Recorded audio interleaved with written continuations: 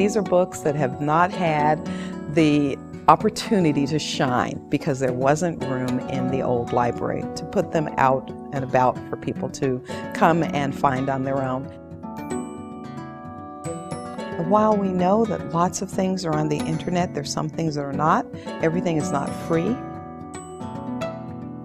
The modern Central Library is not just a warehouse for books or a place for computer access. It's actually about something much more interesting, and that is it's about community. There is no other resource or facility that the city provides that is common ground for all San Diegans. I mean, no matter what your income level or your ethnic background or your interests or your age, this is accessible to you. This is a resource that is for you. Places where people can contemplate, they can sit, they can relax and think. And imagine how powerful that is for a person to be able to sit and think. The technology available today and how easy it is to communicate on cell phone. You don't have to even work in your office, you can work at home. I think there's been a loss of the feeling of community in our modern society. The library is the one institution that puts that back. Big L and little L. Little Lola, left leg, lazy. What is he? Lazy. You know what that is? A lazy lion. It's one place where people can come and find their own way.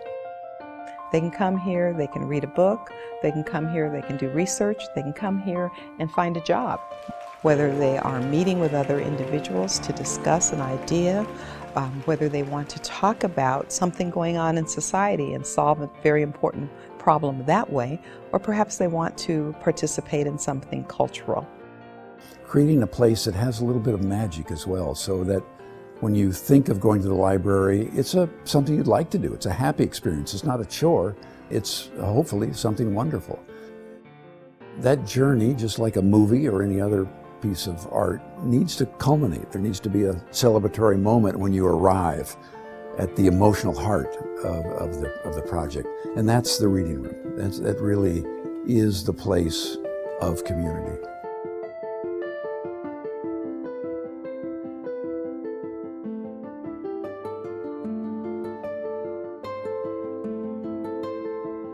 Geometrically, the reading room is a perfect cube, 64 feet on a side. It mirrors, in fact, the geometry of the lobby, which is also a cube, 64 feet on a side. It's glass on all sides and on the roof.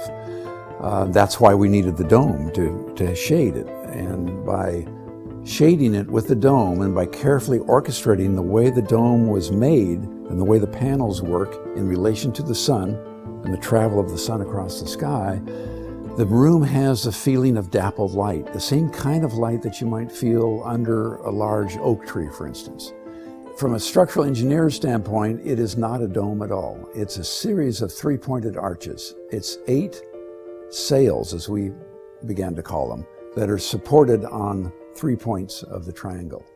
And that allowed us to create a dome-like object that could be tuned more carefully to the sunlight, to the way the sun moved across the sky.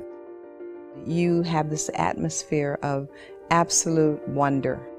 A building like this has to function emotionally. If it doesn't function emotionally or poetically, the building's a failure, no matter how many books it holds, no matter how many times it doesn't leak.